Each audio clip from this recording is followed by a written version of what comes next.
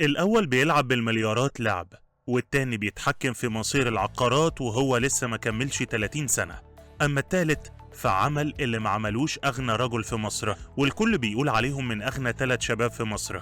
مين هما؟ وإزاي قدروا يعملوا ثروة بمليارات؟ ويا ترى بيشتغلوا إيه؟ ومين فيهم ابن أغنى رجل في مصر؟ كل دي تفاصيل هتعرفها معانا في الفيديو ده. في زمن أغلب الشباب فيه مش قادر يجيب شقة ولا عربية ولا حتى يحوش شبك الجواز بسبب الأسعار اللي طالعة لفوق كل يوم، في شباب تانية قدرت تعمل اللي ناس كتير شايفاه شبه مستحيل، وقدروا يبنوا ثروات كبيرة وهم لسه صغيرين، ومنهم ناس اتحولت قصصهم لقدوة عند جيل كامل. نبدأ بمصطفى منصور ابن رجل الأعمال محمد منصور. يمكن ناس كتير تعرف اسم منصور من البيزنس الكبير، بس اللي مش كل الناس تعرفه إنه لطفي دخل المجال ده من وهو عيل، لما كان بيشوف والده بيشتغل وده علمه كل حاجة بالتجربة. وحسب موقع مصراوي، لطفي اتخرج من جامعة جورج تاون سنة 2004، وفي 2007 مسك منصب الرئيس التنفيذي لشركة مانتراك، وبعدها ب3 سنين أسس مان كابيتال اللي بقت الزراعة الاستثمارية الضخمة للمجموعة الأم.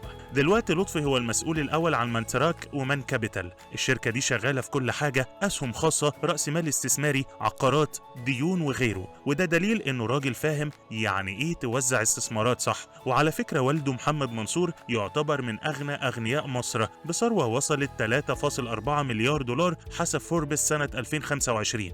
نروح بقى لواحد تاني من الشباب اللي قلبوا الدنيا، وده ما كانش ابن رجل أعمال ولا اتولد في بقه معلقة ذهب، وهو مصطفى أنديل مؤسس شركة سويفل. الراجل بدأ فكرته بنص مليون جنيه هو واتنين من أصحابه محمد نوح وأحمد صباح. الفكرة اتحولت في سنة واحدة بس لشركة قيمتها تخطت المليار دولار. مصطفى طلع في برنامج على مسؤوليته وقال إن الشركة دلوقتي قيمتها وصلت مليار ونص دولار، وإن هدفهم يوصلوها ل 15 مليار، يعني بيحلم كبير وبيتحرك أسرع. ندخل بقى على عمر هشام طلعت مصطفى.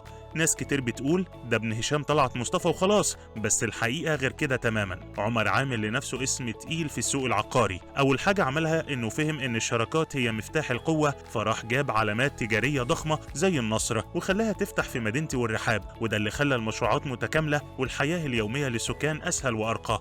تحت إدارة عمر اتعمل مركز إيست هاب اللي يعتبر واحد من أكبر وأهم المراكز التجارية، مئات المحلات والعيادات، ومساحات إيجارية ب 400 ألف متر، وخطة توصل ل1,200,000 خلال 6 سنين حسب صدى البلد. وفوق ده كله عمر مش واقف على العقارات بس، تداخل كمان في السياحة والفنادق، وبيوزع استثماراته بطريقة ذكية جدا. والحقيقة إنه رغم الظروف الصعبة اللي الشباب عايشينها، لسه في ناس عندها حلم وعندها قدرة تبتدي من الصفر أو حتى من فرصة وتوصل لبعيد جدا.